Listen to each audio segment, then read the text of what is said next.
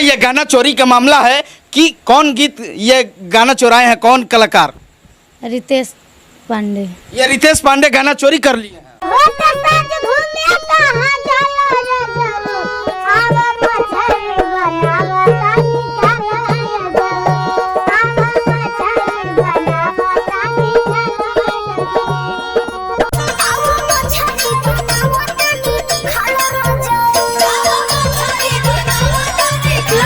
आज भोजपुरी इंडस्ट्रीज में फिर एगो छोट सिंगर के गाना उठा के एगो बड़ा सिंगर गा दिले, जिनकर नाम है रितेश पांडे।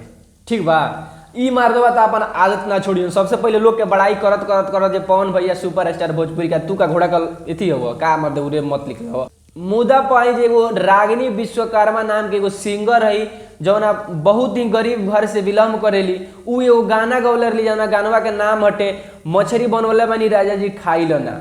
उ 2 महीना पहले ही हारमोनियम बजा के उ गानवा के रिकॉर्ड क के अपना पेज पर बहुत सारा पेज पर लोग चढ़ैले रहे।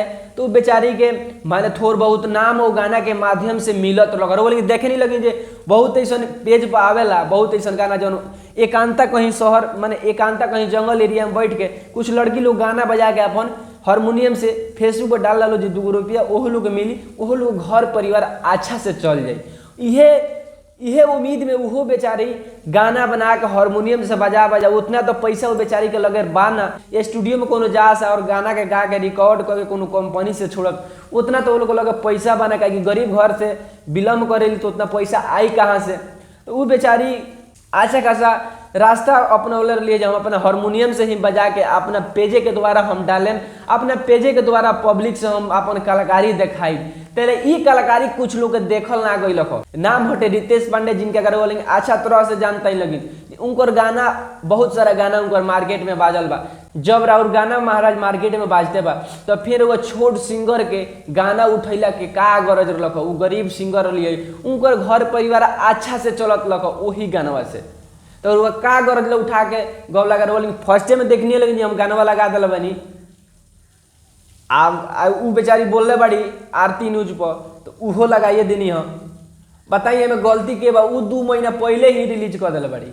आई उनका गाना उठा के गा। अब बताई कोई उ गाना सुनल पसंद करी जे रितेश पांडे के फैन बा, रितेश पांडे के आवाज के फैन हो गई बा, उ लड़की गाना सुनल पसंद करी ना करी। अगर ई ना गईले रहते तो लोग उहे गाना ओकरे आवाज में बेचारी के सुनी तो का गज लग रुआ गौला के महाराज। गरीब सिंगर के गाना उठा के रुआ गौला से का गरज लखो। उहो एगो उम्मीद में जियत तारी कि हमू अगर अच्छा से मतलब हमरो गाना अच्छा से अगर कहीं पब्लिक में बाज जाई तो हमू अच्छा खासा रुपया कमाए लगे, हमरो घर परिवार सुख चैन से जिये लगी। तोरा का गरज लग रितेश पांडे जी रुआ तोरा तो कुछो गौती तोरा पब्लिक सुनी कहीं उ बेचारी कुछो गाई तो पब्लिक नानू सुनी। उ गाना ओकर अच्छा खासा व्यूज पेज पावत लग पेज पर तो ओकर कैरियर खा गई महाराज। रिक्वेस्ट रही वेब म्यूजिक के मालिक से जो गानवा वेब म्यूजिक से रिलीज भइल बा वो गानवा के जल्दी डिलीट कर दी कहीं गरीब सिंगर के गाना बाटे। आ कम से कम यहाँ के नमो तो बेचारी के दे देवे चाहिए।